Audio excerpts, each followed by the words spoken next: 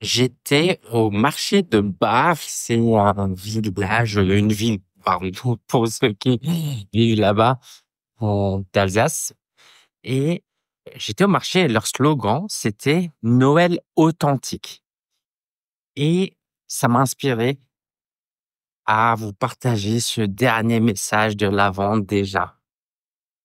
J'hésitais entre plusieurs sujets, mais quand j'ai vu ça, je me suis dit, OK, et si j'essayais de vous partager ma version du Noël authentique? Parce que quand je vous dis que ça m'a inspiré, en fait, ça m'a pas inspiré sur le fond. Parce que sur le fond, ça voulait dire quoi? Bah, pour moi, c'était juste de la com, c'était une affiche. Fallait mettre un titre, ils ont mis, Noël authentique, ça sonne bien. Parce que c'est quoi? Il y a quoi de d'authentique dans un marché? Des boutiques, des vendeurs, à manger, des attractions, des jeux. Il y a rien de mal à ça, attention. Mais est-ce que c'est vraiment le sens de Noël?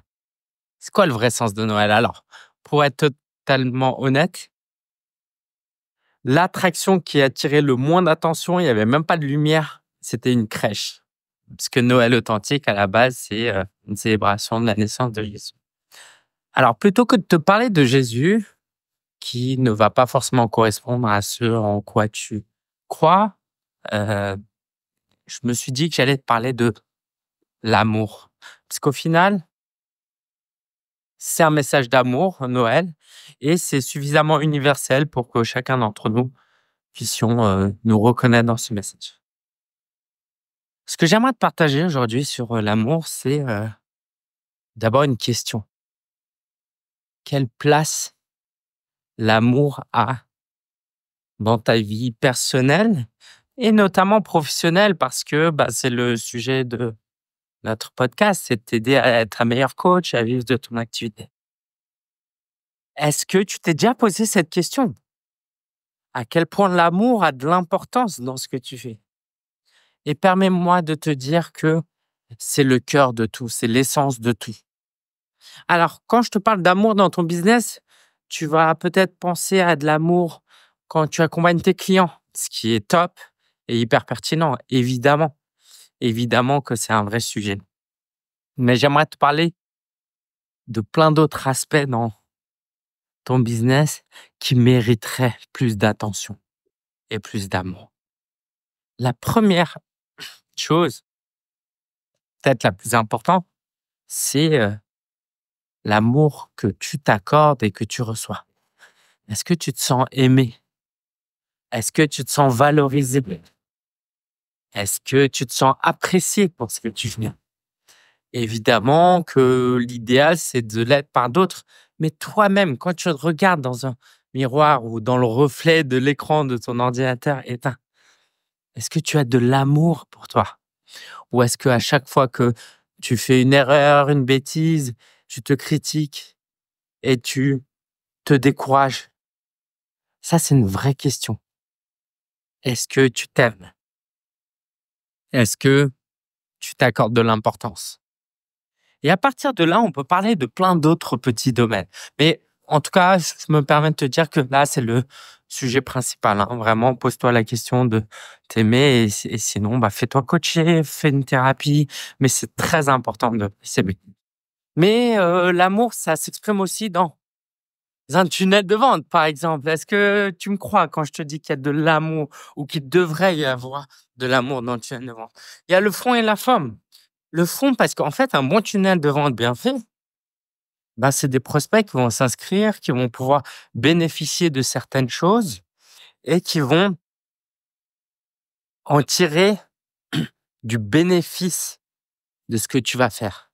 Pour moi, c'est un véritable acte d'amour. Si tu fais, par exemple, un e-book gratuit ou là, en ce moment, on fait un tunnel avec notre livre qui est pas gratuit, mais qui a un tarif, extrêmement, accessible, bah, pour moi, c'est de l'amour.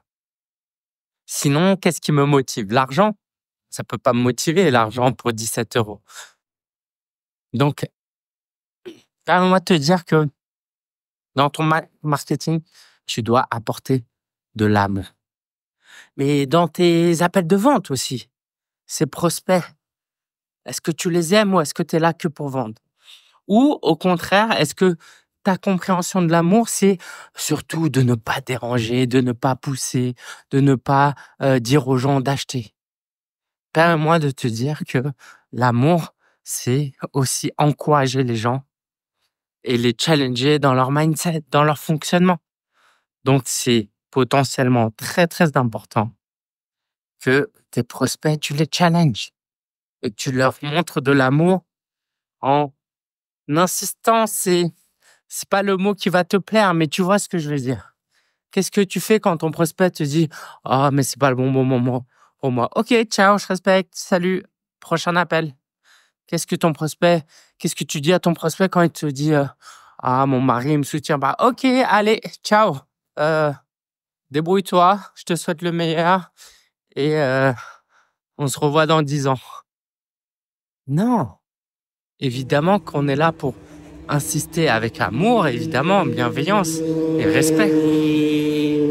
Mais c'est pour ça aussi que nos clients sont là, pour être challengés. Donc pourquoi on ne pourrait pas les challenger en phase de prospection? L'amour pour tes collaborateurs, pour tes partenaires, tout ça, c'est des relations d'amour. Au fond du fond, ce qui m'attriste toutes les fois où j'entends le fait que, les gens ne veulent pas lancer un business sur le web, ils préfèrent lancer en présentiel.